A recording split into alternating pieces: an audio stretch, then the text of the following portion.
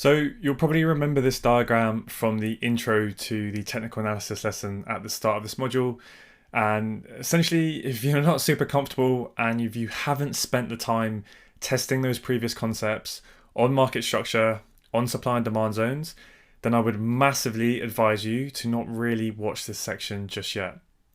And the reason why is because liquidity concepts, I think they can just cause unnecessary confusion until you have mastered structure and supply and demand zones first and foremost. Now, I'm not saying that to try and insult your intelligence. It's just more because, I personally know how powerful just using both market structure and supply and demand concepts together on their own. I know how effective that can be and how much success that you can have keeping the strategy as simplified as possible.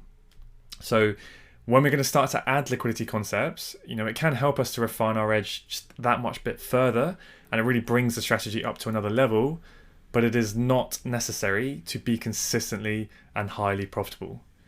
Now, it may be a bit overwhelming if it's the first time learning this style or if you're just new to trading in general, and I just think you can end up limiting your speed of progression, which is just exactly what I do not want to happen for you. So this is why it's just really imperative that you really have that solid understanding in the core components of the strategy, which is market structure combined with S&D zones, and you've spent a fair amount of time testing and getting comfortable with those alone. Okay, so there's your little warning. I'm sure some of you are just blindly ignoring me, and that's cool. So I'll shut up now and let's just crack on with it, shall we? So liquidity is a concept that can just get unnecessarily overcomplicated. So we're going to keep it simple for our purposes in the market. So market liquidity is essentially the amount of demand and supply in a market. It is the ease to which a market can be traded without severely affecting its price. So this diagram illustrates what liquidity looks like in terms of an order book in the market. So each of these lines represents a price level in the market. If a market is very liquid, there will be bids and offers at every single price level, but also with a large amount of volume sitting there on each level. So if you have ever clicked, buy or sell with an at market order on, say, euro dollar via your FX broker, then it's very likely that you would have got instantly filled because it is an extremely liquid market, and there will pretty much always be enough liquidity on the other side of your order to instantly fill your trade, especially if you're just a retail trader and you're not putting through, billions of dollars at a time. However, with illiquid markets, there may not actually be any bids or offers at certain price levels, and or the quantity of supply and demand at those levels may be much lower. So a very typical example of an illiquid market would be the housing market. Everyone knows property. If you put your house up for sale, there will not instantly be someone just standing outside your front door, knocking on your door, ready to buy with the exact amount that you're asking for the house. They're just not just going to have that in a briefcase in cash, right? They're not going to be a willing buyer straight away for you to sell to. So that's a pretty good example of an illiquid market. It can take months at a time to make that transaction go through. But in the FX market, illiquid market conditions are pretty much where you're going to very often see price gapping, either up or down to fill the next best available order, wherever that may be. Because remember, for every buy order in the market to be filled, it must be matched with an equivalent sell order, and vice versa. For every sell order in the market to be filled, it must be matched with an equivalent buy order for a trade to occur. So if you were trading this illiquid market, let's just say you placed a market buy order of $700,000, you would instantly absorb all of the liquidity at the nearest ask price, and price would continue to shoot up another 5 price points until all of your demand had been absorbed by the market. So price is constantly seeking liquidity to rebalance price. So when we see those large imbalances between supply and demand in the market, when we've been looking at those zones on our price chart so far, that's what's happening, right? We're essentially just viewing this process on the order book via the price action, right? Via the candlesticks on our charts. So price is moved by that imbalance between supply and demand, and it keeps moving to seek liquidity to then rebalance price at a fair value. So the aim of the game that we are playing by using technical analysis is essentially using all of these concepts as a mechanical framework to read what is happening on the order book via the price action on our charts. So we use market structure to help us with direction. So whether price is bullish or bearish, if we are trading with or against the trend, how this all fits together within the multi-time frame story, and how well priced it is within the leg, right? So we were using premium and discount tool to help us with that.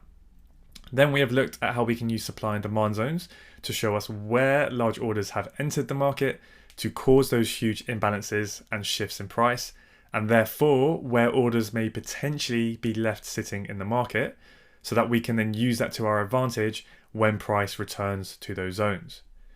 There is another tool and concept that we can use to help us identify where large pools of orders may be sitting in the market and where price may gravitate and move towards, and that is of course using liquidity concepts.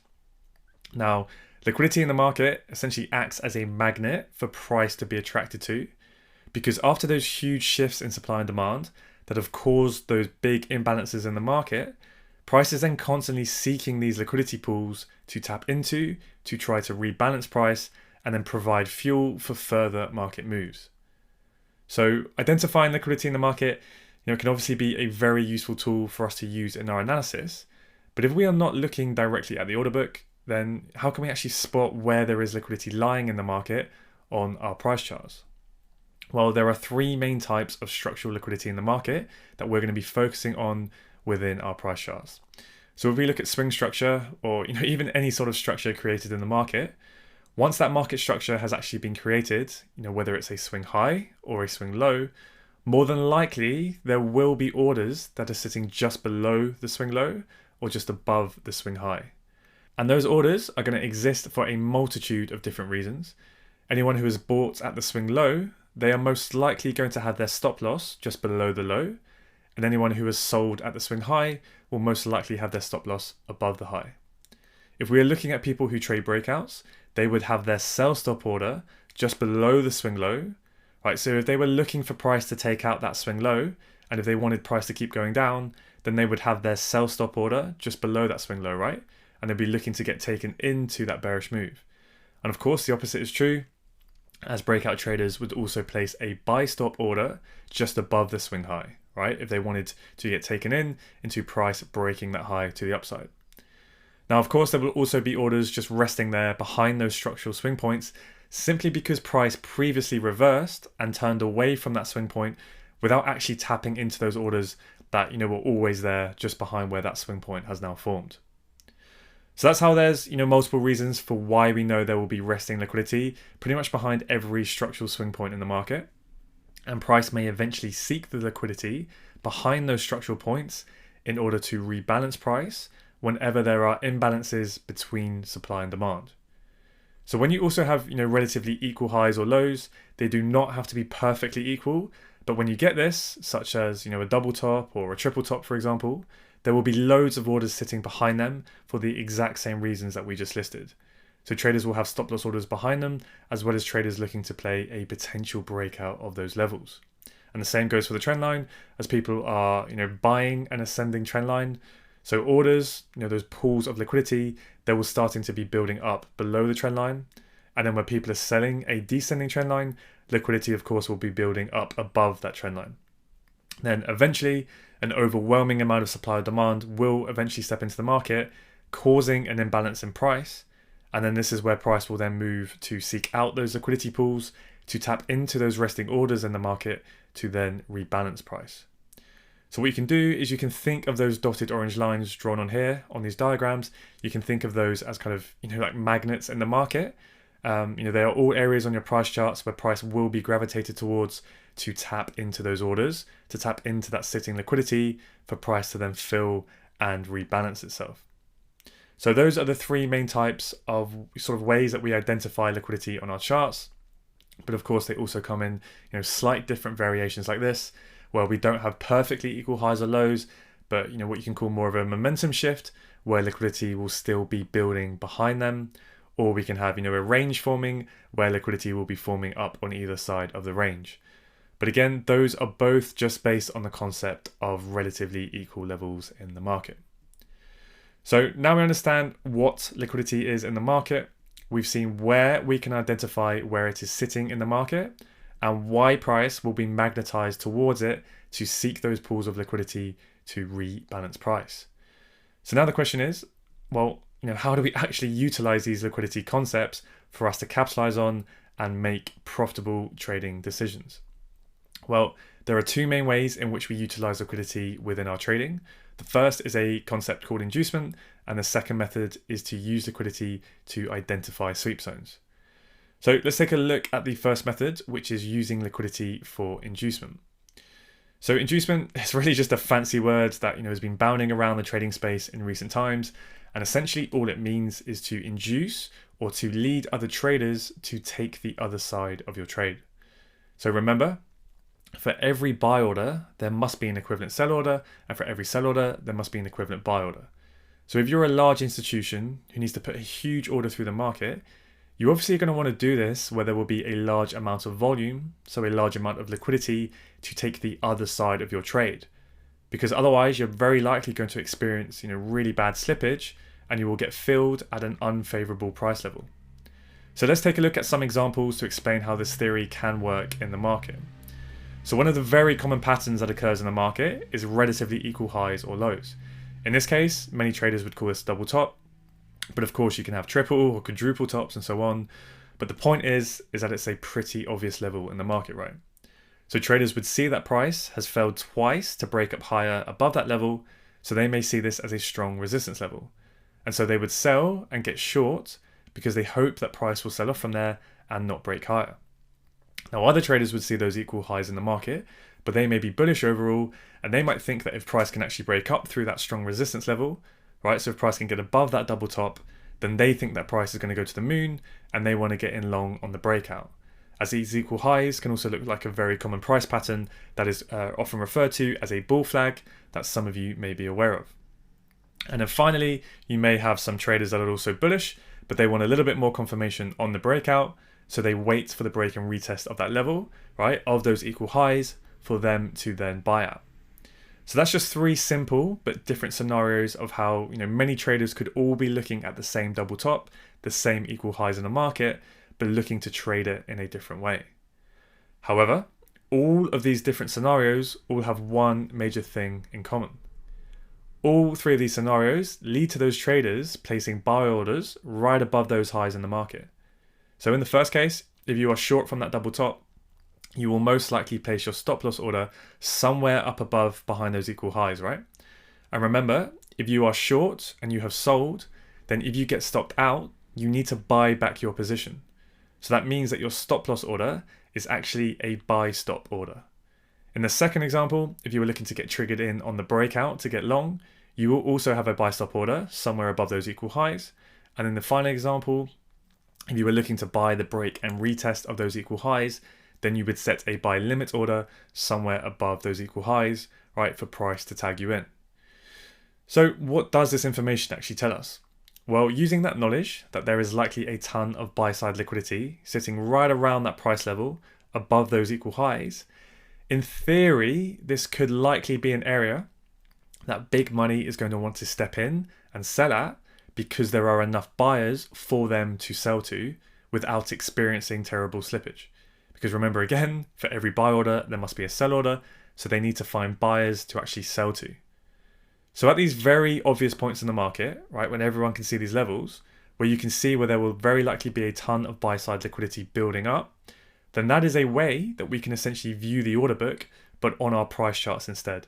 And we can start to piece this together with other confluences that we use to realize that potentially big money will be entering the market in those areas to sell against that buy-side liquidity, okay? So because there will be many instances where traders get short from a double top and they be running, in a little bit of profit before price then pulls back, just stops them out of their position before price then reverses back in their desired direction and moves without them. Or when breakout traders get long, right, when those equal highs, that level breaks and price is moving in their favor for a little bit, but then it suddenly just rapidly reverses against them and stops them out. Both of these types of traders are probably then extremely frustrated, angry, pissed off, and probably confused as to why this has then happened. And you'll often hear people refer to this as a stop hunt and complain that they were manipulated by the market or whatever. But a lot of the times, the reason why is because those obvious structural levels in the market, they formed just in front of a key area where big money is about to step in and take the other side of their trade. So imagine if we have identified a very strong supply zone, right, this grey box here, and then when you see liquidity forming just in front of that zone, whether it be a swing point, relatively equal highs, or a trend line, either way, whenever you can see that there will be a pool of liquidity, a collection of buy orders just below a key supply zone, you will find that it increases the probability of these zones actually playing out. Now, the theory, the whole school of thought behind this is that these patterns in the market are essentially formed, engineered, or created for the sole purpose of inducing buyers or sellers into the market, right? In order to create liquidity for large players to then buy or sell into. Now, I personally have no idea, or I have zero proof whether or not that is actually the case. But to be honest, I don't really care. And the reason why is because what I care most about is whether or not the actual concept, works in reality. So what I've found is with my experience in the market and the extensive testing and data collection that I've done on this, is that when you actually see such an example in the market, where you see liquidity building in front of a supply or demand zone, this does tend to increase the probability and the strike rate of these zones playing out in the desired direction. So kind of having, inducement and liquidity like this in front of a zone, it's not necessarily a strict requirement. It may be in your plan, it may not be in some of your plans, right? You'll figure this out with time, how you like to trade, what works for you and what doesn't. But in general, they do definitely increase the strike rate overall. So that's a brief overview of the theory behind using liquidity for inducement in the market. Now we're going to take a look at the second method that we use to utilize liquidity concepts with our actual trading, which is something called sweep zones. Sweep zones are essentially just another way that we can, refine our supply and demand zones in the market. So of course we have, the two main methods for being a strict requirement for validating what a strong zone is. So can you remember what those are? That a zone either needs to break market structure or it needs to take out another zone, right? So we have structural zones and we have flip zones. And those are the two main methods for validating strong zones. And they should kind of be a minimum requirement, in my opinion, for looking to build a trade idea around a supply zone or demand zone, right? Or looking to trade directly off it. So it needs to either have broken structure or it needs to have taken out another zone, right? A flip zone. So these sweep zones here, they are still based on structural and flip zones, but it's just an extra piece of confluence that we can look for in those zones when they are created to increase their probability and strike rate even more of giving us that large, but also that sustained price movement that we want to see when price reaches these zones and we look to trade from them. Okay, so again, we're still looking for zones to either break structure or take out another zone, right? They're the two main ways, flip zones or structural zones. But this is just another thing that we can look for when those types of zones are created, is essentially whether or not they took liquidity. So, if you were to try and define a sweep zone, very simply, it's just a zone that takes liquidity when it is created.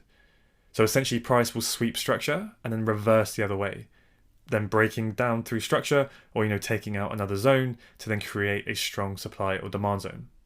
So when you see this manipulation occur in the market, when a zone is created, these are often very high probability zones when of course you combine this with all of the other analytical concepts that we have looked at so far. So if we now combine, both of those liquidity concepts together, both a sweep zone and inducement, this example here is a very typical setup that we will very often see in the market.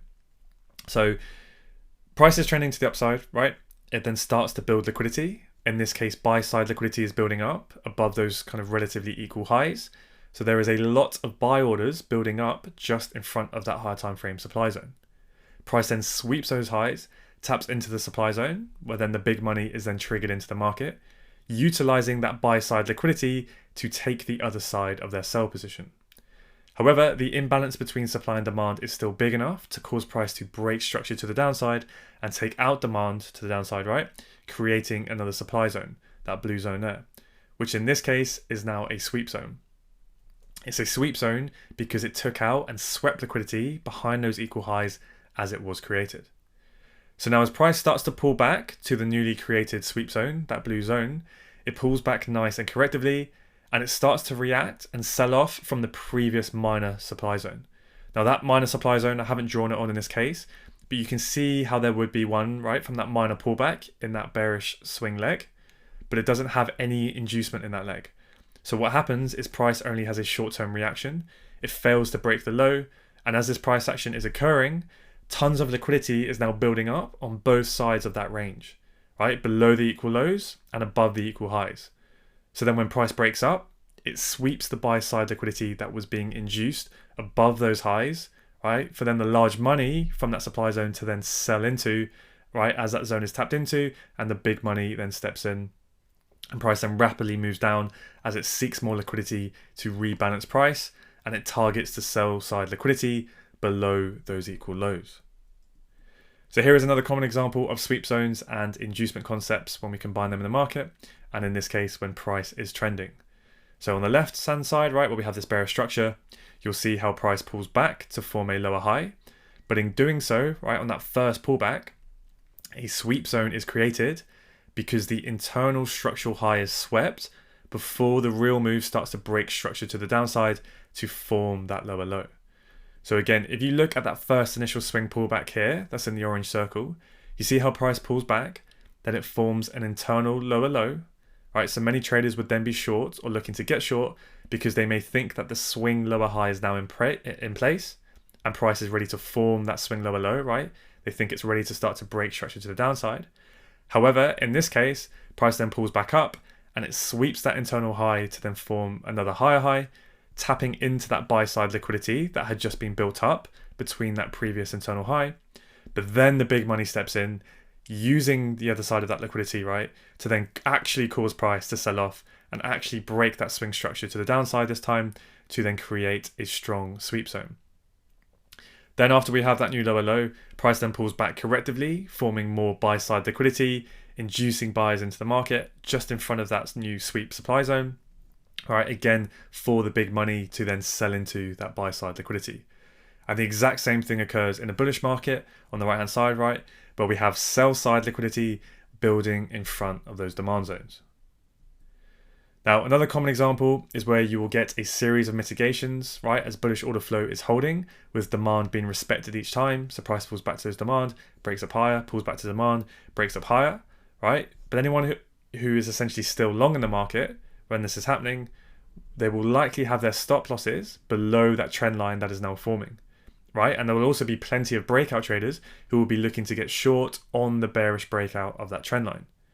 So then when price reaches a really strong supply zone, that then causes an overwhelming imbalance between supply and demand. Price will then start to sell off aggressively to the downside, and there will be almost no demand in its way to stop price because most of those previous demand zones have already been mitigated. Right, the orders have already been filled, which essentially has cleared out those demand zones. So, when price then rapidly moves to the downside, it can then move pretty freely to then move down and sweep all of that sell side liquidity sitting below that trend line to then rebalance price. Now, this is an extremely simple but very, very important point, and that is structure is far more important than liquidity. Liquidity is generated all of the time. We will never know when it will or won't be used. But we can assume, however, that if the market is trending, then we just assume it will continue to do that.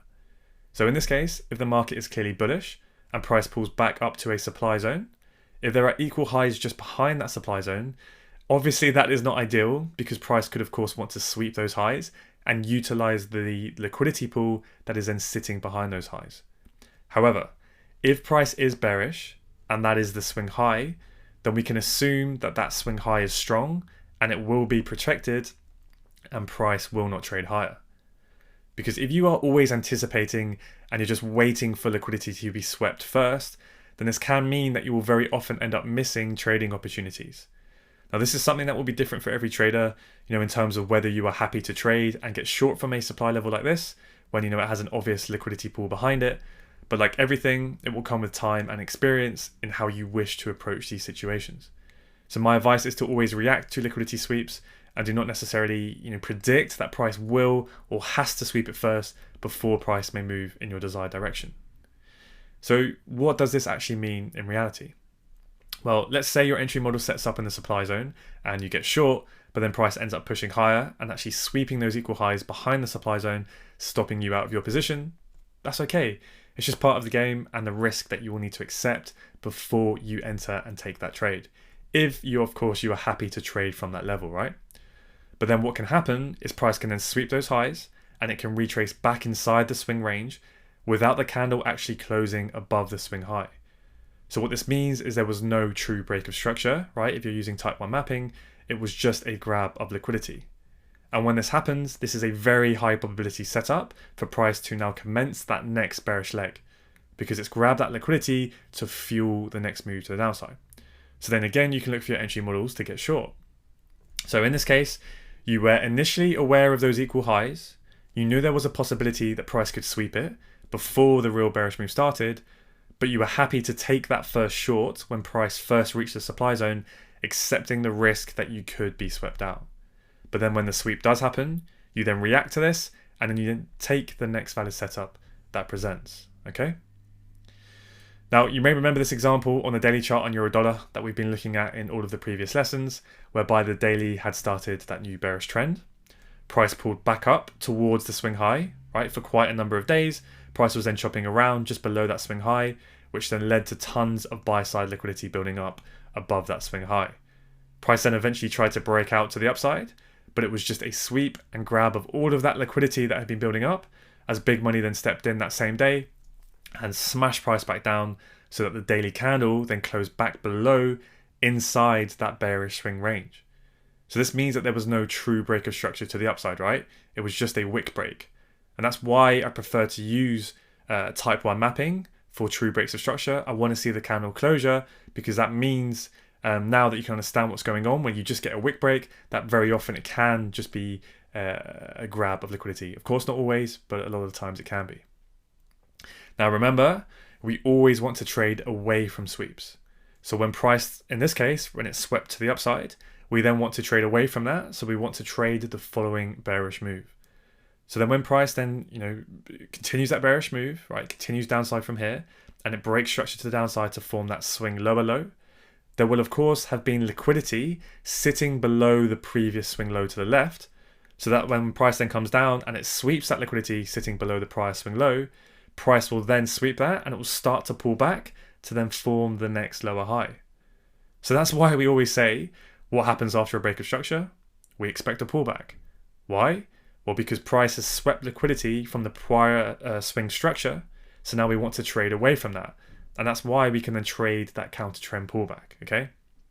So there is literally liquidity behind every single structural swing point in the market.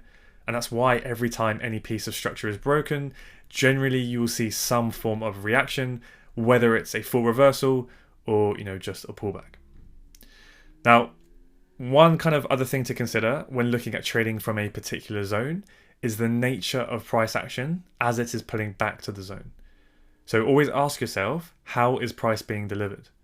If price is pulling back slowly and correctively, then you can see in kind of both of those first two examples how liquidity is being built up as inducement for price to sweep into the zone, but then also for liquidity to target for price to then go on to take after the zone has been mitigated. So these are the types of pullbacks that you generally want to see when price is returning to the zone that you're looking at. However, in that final third example, if you see a V-shaped return, where after a large impulse in price, where that sort of zone was created, if price then has a sharp, almost vertical retrace straight back to the zone, not always, but a lot of the time, this is not a good sign because there is no inducement, and a lot of the time, price will then just disrespect the zone and eventually break down and sweep past it. Where essentially where that zone was created, that ends up being inducement for a zone, below or above it. Now, this concept for price delivery, back to the zone, it's not super important, but it's just an extra piece of confluence which can, potentially help to boost your strike rate. So I personally wouldn't massively worry about this too much at all, especially when you're first starting out, but it is something to bear in mind as you start to progress and you're just looking for those, extra refinements that you can potentially make. Right, okay, that pretty much wraps up the theory. So what we're going to do is we're going to hop on the charts just to look at kind of one last thing, our infamous price action example that we've been building on pretty much every single lesson so far. So yes, this is your 5-second warning to reduce your screen brightness if you are sitting in a dark room, because we are of course about to potentially blind your retinas with my white charts. Alright, so we should be pretty familiar with this diagram by now. And all we are simply doing is just applying the liquidity concepts that we have just gone over All right, in this theoretical lesson, I'm kind of just looking at a bit more of a clear-cut trading example before we're going to hop on the charts in the next lesson or two. So, starting off at the start of the diagram, what do we have? We have this thick grey line as the 4-hour chart. Price moves up, it pulls into a previous supply zone. What do we know about previous supply zones when we are in a bullish trend? Generally, they will facilitate a pullback, right? Of course, we could go on to reverse, but generally old supply zones are there to then produce and facilitate that pullback. Now, in this case, in this example, price pulls back, right, with this internal structure, right? So imagine and then price is pulling back, it forms an internal lower high. It then takes that low, right, continuing that bearish internal trend, and then price takes that high. So we get that change of character, right, that first initial minor breaker structure to the upside, creating a higher high. So then that means that there will be a decent amount of liquidity below this low, right, for traders who are looking to potentially get long, or for traders who are looking to sell the breakout of that, what should be, a reasonably strong internal low. And then what can end up happening, of course, is if price then sweeps that liquidity, right, and then that fuels the move to the upside, then that will create us a pretty decent sweep zone, of course, when price then goes on to break structure. So we build some more equal lows here before price actually goes to break structure, a bit more of a minor pullback there, and then again another minor pullback, building liquidity above that high as price then sweeps a high, moving into that supply zone, that 4-hour supply zone, right, to then facilitate that next pullback there. Then if we jump down to the M15, right, and we can start to look to play that 4-hour pullback. What do we have? We have that pullback into demand. Price then pulls back up. Again, the exact same thing, right? We get an internal lower high. Price then sweeps that high. And then we get that failed reaction and that change of character, that breaker structure to the downside. And then again, build some not minor, but with that minor high, we have a build of liquidity behind that high. And even on the pullback as well. And all of this acts as inducement for what? Inducement for this supply zone, which is a sweep zone because it took liquidity when it was created and broke demand and structure to the downside. There's then inducement in the leg, right? So it builds up that buy side liquidity for, in theory, that big money to then sell into and continue that pullback down here. Now, as we're pulling back, what can end up happening is we can start to sweep all of that prior liquidity that was built on the way up, okay? So all of this is internal range liquidity. Any sort of liquidity that is, within the swing high and the swing low is essentially classified as internal range liquidity.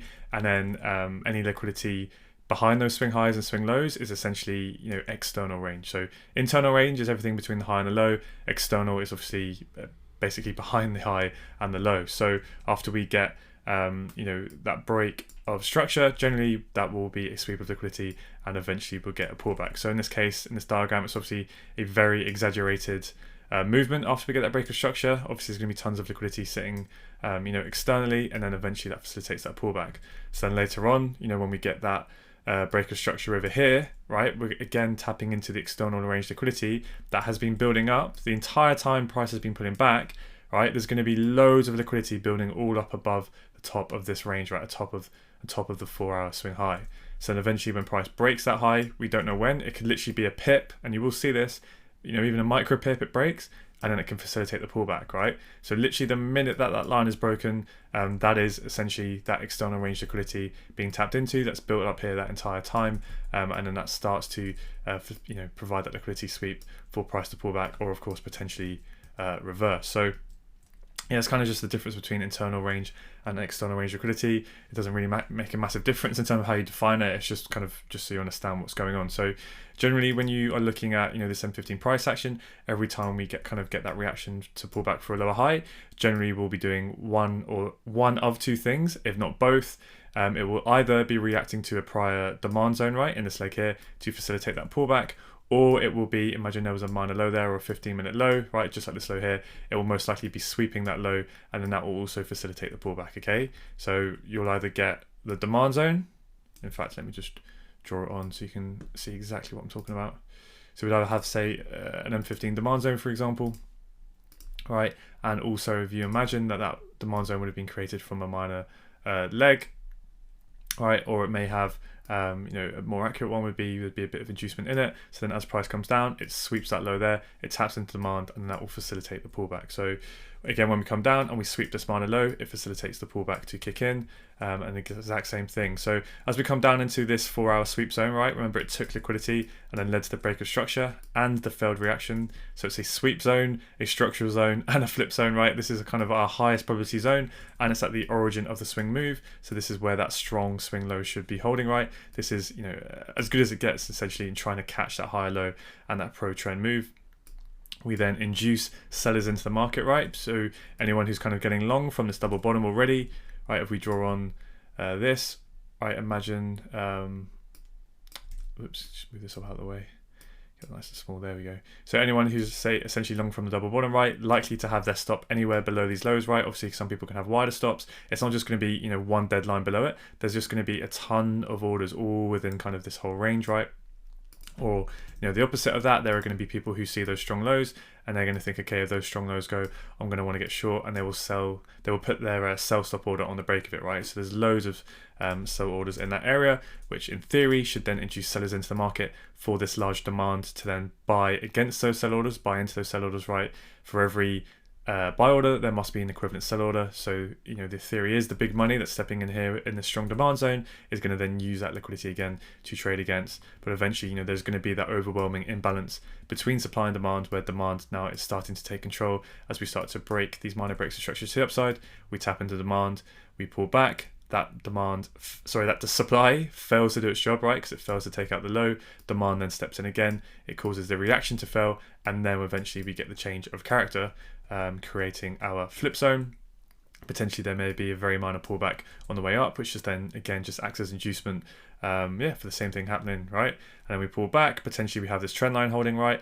People look to get long here on the third bounce, but it just breaks down through, sweeps that trend line liquidity, sweeps that minor low there, and then again we get the same entry model, right? Failed reaction, so flip, chock, pull back in, and then we can start to target that weak 4-hour high, right? And that whole time, right, all of these moves here, all of this pullback is going to generally be creating, some sort of trendline liquidity, right? As people are starting to sell behind all of these lower highs, there's just going to be tons of orders all building up in this area, right? This whole empty bit of price action, where there isn't, price hasn't moved into yet, it's just going to be full of orders. All of this white space is just full of orders. Some people refer to this as a liquidity void, right? And eventually what's going to happen is price is going to move back up. So this movement here is essentially then filling all of the orders within the space that had built up, right? And now price comes up and it taps into all of that supply. But obviously demand is still powerful at this point, overpowering it. And then we eventually get up. We sweep that external range liquidity, right? That had been building up above this 4-hour swing range the entire time, right? Anyone who's trading this range, a lot of people still have stop losses above the highs, or people looking to break out on this level. So there's tons of liquidity up here. Price will then eventually sweep that and then facilitate that pullback, right? Using prior liquidity, on the way down. So remember all of this price action here where we got our entry model, and we see these series of mitigations with all of these lower time frame demand zones. What is that doing? Well, what would that look like if we just looked at candles? It would look like a bit of an ascending trend line. But what that is kind of in reality is tons of liquidity building up beneath those demand zones, right? As people are getting long and whatnot, right? Tons of orders are building within here. So when price comes down into our extreme demand zone, right? Because essentially this would be the origin of the move that actually led to that break of structure. So this would actually become, our new swing low at that point, right? And then we'd have our new swing high. And then obviously price could, reject any demand zones from along here. But obviously in this example, we've just drawn it with price coming all the way down to the extreme. It sweeps all of the liquidity that had built below these zones here, taps into our, origin of the move. And then in theory, we can then try and get another higher high. And this would become our next higher low. So yeah, hopefully that's starting to make a little bit more sense of how we use these liquidity concepts within our trading, because like I said at the start, right, liquidity is literally everywhere. It can also be quite subjective in terms of if you start kind of using these lines, right, to draw where you think liquidity is all over your chart, you'll be drawing all day. It will never end, right? Because it's everywhere, right? It's behind every single structural point in the market. But more what we try and kind of use this for is we try and be, using it in very kind of refined scenarios. And those two scenarios are, one, for identifying if a zone is a sweep zone or not. And two, just looking for, is there some inducement quite near our zone, right in front of the zone. Really, that's kind of what we're most interested in. You don't need to kind of go around and draw on all of this trendline liquidity. Of course, when you're practicing and you're just trying to get a feel for looking at how price sweeps it and then it reverses, it's good to do that. But in reality, when you're actually trading in the live markets, you do want to try and keep your charts as kind of clear as possible, just so you can really be focusing on the price action that is occurring. So one, right, we see liquidity get taken as it creates a zone that then, you know, increases the probability of this zone even more. Two, we then have inducement in front of it. Okay, so even in this case, what you'll often see is, you know, there will be minor demand here, right? Because, you know, this is where some demand stepped in, pivot created demand to lead to that break of structure. So then when price comes back to it, you know, we could have formed a high low here, but more often than not, you'll just see a bit of a small reaction as that demand is then filled. And then what's that doing? It's creating equal lows here. These equal lows still haven't been swept, but then it's also just creating that larger kind of, you know, bigger double bottom, right? It'll be more of that kind of classic horizontal support level that's holding, and then eventually that goes right, and then we're off. So it's just happening fractally all over the market. But what's more important is everything that came before the liquidity modules, right? Getting your market structure right first, knowing where your true swing highs and swing lows are, knowing what direction you want to be trading in, then identifying your supply and demand zones, either via a break of structure or via a flip zone, or ideally both, right? And then we can just increase the probability of either of those two types of zones even more by just seeing if they took liquidity when they were created, and or if they have liquidity just in front of it to induce, right, sellers if we were buying from demand, or induced buyers if we're going to sell into them from supply, right? And that's essentially it. You know, that's kind of as simple as I can try to explain it, and kind of as simple as I personally believe you should try and keep it in your trading, right? So yeah, you know, if you're not consistent or comfortable with just market structure and supply and demand on its own, I definitely would kind of, you know, advise you kind of don't worry too much about liquidity just now, and just focus on those two concepts, because you really do not need liquidity. It's just kind of just, yeah, you know, I've ranted about this enough before, but just to kind of give you that little extra fine tuning to your trading. So yeah, that's pretty much it. The only other thing I guess I want to add is just remember, whenever we get a sweep of liquidity, generally we will get a pullback. So that's what I mean. You know, when you're looking at internal structure, you see a prior high, that's when price will break. It taps into, you know, the liquidity that was behind that high, and that's when we get the pullback, right? Same thing, liquidity behind this high, we pull back. That then leaves a double top. We then build equal highs there, right? Price on the M1 would sweep that, it would pull back, and obviously then hopefully continue. So yeah, just kind of bear that in mind now when in the later lessons we start to think about management of how you can use this concept. You know, if you're in a trade, yes, we do want to target that. You know, if we've got long here, we do want to target, right? We're long down here. Ideally, right, this 4-hour week swing high to get that higher high, but not every time we get into the trade is it going to do that straight away, right? It could come down lower, it could mess around again and go off.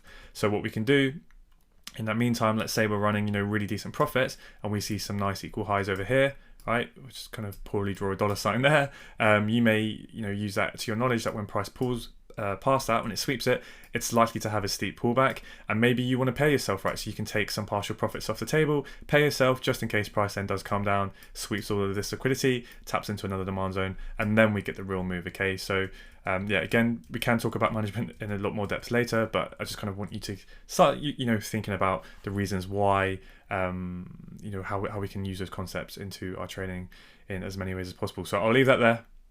In the next few lessons, we're now going to go and just do, yeah, a real nice slow walkthrough on the charts, and just start to kind of put all these pieces of the puzzle together, putting everything we've kind of learned together now with just that final little tweak with liquidity, yeah, and just look at as many trade examples as possible. So watch this over as many times as you need to. Make sure you take plenty of notes. As always, try and draw these diagrams yourself, and it will really help to kind of fill in any gaps in your knowledge that may be there that you weren't quite aware of. So yeah, hope you guys took some value from that, and I will see you in the next one.